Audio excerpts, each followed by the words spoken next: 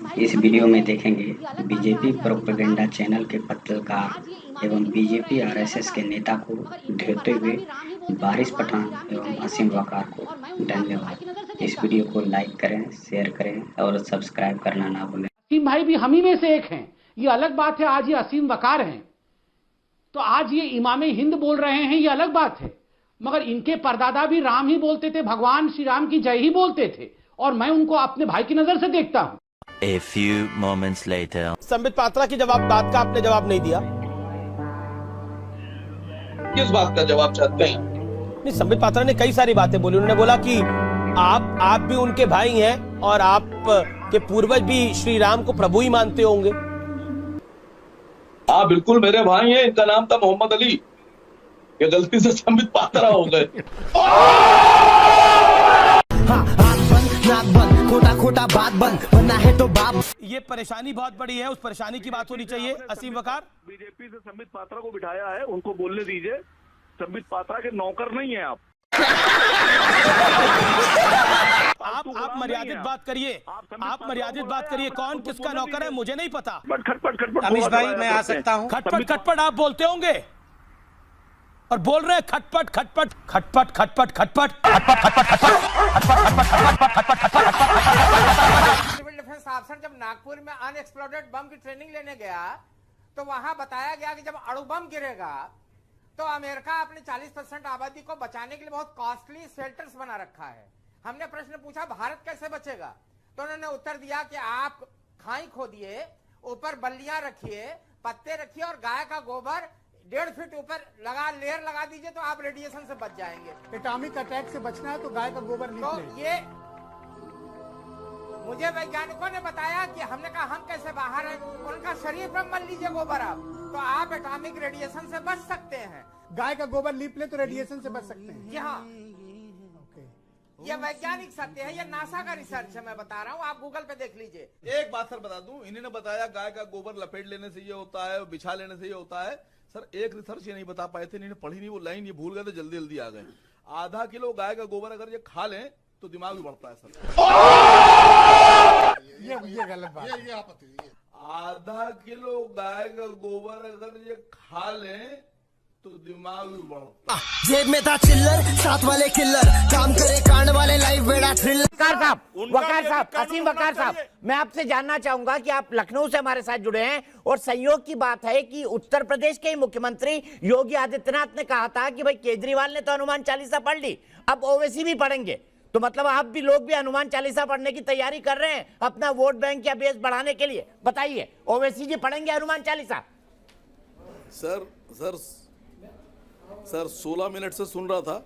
बहुत शुक्रिया आपका कि आपने मुझे बुलाया और मैं आपके चैनल पर बैठकर। सर योगी जी ने ये बात कही थी चुनाव में जी कि अरविंद केजरीवाल ने तो पढ़ लिया, ओवैसी साहब पढ़ेंगे। सर 2014 के चुनाव से पहले भारत सरकार ने वादा किया था कि 2 करोड़ नौकरियां देंगे हर साल, 15 लाख रुपए हर व्यक्ति को देंगे जो भारत के नागरिक हैं, पेट्रोल 35 रुपए में बेचेंगे। ये उन्होंने कहा था सर, मैं नहीं कह रहा हूँ। वादा था सर उन्होंने कहा था कि जो नमक मिर्ची लगा दिए थोड़ा, खालिद भाई थोड़ी नमक मिर्ची लगा दी आपने। वकार असीम भाई थोड़ी नमक मिर्ची लगा दी आपने। चलेगा इतना चलेगा, ओवैसी जी की पार्टी से इतना चलेगा, कोई दिक्कत नहीं। सर मुझे बोलने दीजिए। बोलो। सर मुझे बोलने दीजिए। बोलिए। सर मुझे बोलने दीजिए। मैं आपके चैनल पर गुजारिश कर रहा हूं और मैं आपसे निवेदन कर रहा हूं, दीपक चौरसिया जी, मेरी बात प्रधानमंत्री, गृह मंत्री और योगी जी तक पहुंचाइएगा। सर देश तक पहुंच रही है, मैं ट्वीट भी कर दूंगा आपकी बात असीम वकार जी, प्रधानमंत्री को टैग करके ट्वीट भी कर दूंगा। बोलिए आप। सुनिए सर, सुनिए, बोलने दीजिए। वो झूठी साची सब। हाँ सुनिए 5 साल में 10 करोड़ नौकरियां हुई, आप दे दीजिए। 5 साल में आप देश की आधी आबादी को 15-15 लाख रुपए दे दीजिए। आप 30 रुपए में पेट्रोल बेच रहे हो, 35 रुपए में बेच दीजिए। आपने 300 सिलेंडर की बात की थी, आप 350 में दे दीजिए। मैं वादा कर रहा हूं, मैं हनुमान चालीसा पढ़ दूंगा। समझ में आया क्या? समझ में आया, मगज में आया। नहीं ओवैसी साहब का प्रॉमिस करिए। बता दूं आपसे, ओवैसी साहब का प्रॉमिस करिए। ओवैसी साहब पढ़ेंगे कि हनुमान चालीसा? योगी जी से कहिएगा आप। असीम भाई ओवैसी साहब पढ़ेंगे नहीं? अगर आप कह दी जगह जाकर कि आसिम वकार ने कहा है, सुनिए सर, आप बोलते बहुत है, रिक्वेस्ट सर आप सुना कीजिए थोड़ा सा तो अकल बढ़ेगी। अच्छा। अगर ये बातें जो मैंने कही अच्छा। है, ये मोदी जी ये से सर, आपके साथ आपको मैं 24 घंटे लगातार सुन सकता हूं, अगर अकल बढ़ जाए तो। कुरान पढ़ना पड़े और ये सब देना पड़े, तो मैं समझता हूं कि योगी जी कुरान पढ़ना पसंद करेंगे, कुरान की आयतें पढ़ना पसंद करेंगे, लेकिन नौकरी देना पसंद नहीं करेंगे। अरे बाप रे, ये तो धोती खोल रहा है। अरे मोदी ने आपके गले में कुत्ते का पट्टा बांध दिया है। मोदी ने आपके गले में कुत्ते का पट्टा बांध दिया है, आप उसकी दुम बना के घूमते खोटा खोटा बात बंद बनना है तो बाप। तो भाई जब हम मुगलों की डायनेस्टी के बारे में, इनके शासनकाल के बारे में और भारत में रहकर इन्होंने क्या किया क्या नहीं किया, उन तमाम चीजों के बारे में अपनी इतिहास की किताबों में पढ़ रहे हैं, तो अगर आरएसएस का इतिहास पढ़ा दिया जाएगा वारिस पठान, तो कौन सी आफत आ जाएगी? आरएसएस वो संगठन है जिसने देश की आजादी की लड़ाई में कोई हिस्सा नहीं लिया।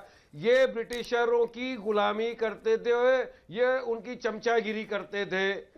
आजादी के बाद से लेके 52 बरस तक इन्होंने हमारे तिरंगे को अपने नागपुर के हेडक्वार्टर पे नहीं लहराया।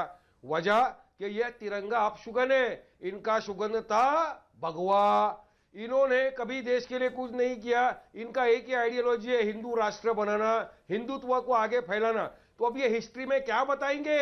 1947 की पहले की हिस्ट्री बच्चों को पढ़ाना चाहते हैं कि हमारे देश के अंदर क्या हुआ, देश के हमारे महान जो नेता थे महात्मा गांधी, उनके साथ किसने क्या किया। नाथूराम गोडसे जो देश का सबसे बड़ा आतंकवादी है, उसने हमारे पठान को मतलब अगर ये आरएसएस वाले डर इस बात का है कि आरएसएस वाले इनको सिखाएंगे देश के किस तरह टुकड़े करना रिलीजन की बुनियाद के ऊपर, किस तरह से भगवा को आगे लाना, किस तरह से गौ रक्षकों को मॉब लिंचिंग सिखाना, किस तरह से देश के संविधान को नहीं मानना, किस तरह से गोलकर की जो आइडियोलॉजी थी उसको इंप्लीमेंट करना, ये सिखाया जाएगा जो हमारे देश की डेमोक्रेसी के लिए खराब है। सही पकड़े हैं कि भारतीय जनता पार्टी के बारे में मैं नहीं, अंतर्राष्ट्रीय स्तर पर जितने राजनीतिक दल हैं वो ये जानते हैं कि हिंदुस्तान में एक ऐसी तंजीम चल रही है भारतीय जनता पार्टी के नाम से, जिसके पास विकास के नाम पर कोई एजेंडा नहीं है। वो कम्युनल एजेंडे पर काम करते हैं। हिंदू और मुसलमानों को, दलितों को और अपर क्लास लोगों को और क्रिश्चियंस को और हिंदुओं को बांट कर राजनीति करते हैं। और उन्हीं ने अगर कभी डेवलपमेंट की बात की तो वो ऐसा है जैसे हिंदुस्तान ने ख्वाब देखा। और मैं पहले भी कह चुका हूँ, फिर कह रहा हूँ कि अगर 2017 और 2019 का चुनाव भारतीय जनता पार्टी ने विकास के नाम पर लड़ लिया और सांप्रदायिकता नहीं लेके आई बीच में, तो मैं राजनीति से इस्तीफा दे दूंगा। गजब बेइज्जती है। जिस पार्टी के नाम में मुस्लिमीन हो, आप सोचिए उसकी सोच क्या हो। जिस पार्टी में विश्व हिंदू परिषद हो वो बीजेपी के साथ, जिसमें बजरंग दल हो वो बीजेपी के साथ, जिसमें शिवसेना हो वो बीजेपी के साथ, जिसमें हिंदू युवा वाहिनी हो बीजेपी के साथ, मुसलमान से नफरत। चलिए खुद चार लिए बैठे हैं। देखिए प्लीज, हाँ मेरी बात, ये वो चूहे हैं जो देश खा जाएंगे। इन चूहों को निकालिए और पकड़िए। असली दुश्मन है ये देश के जो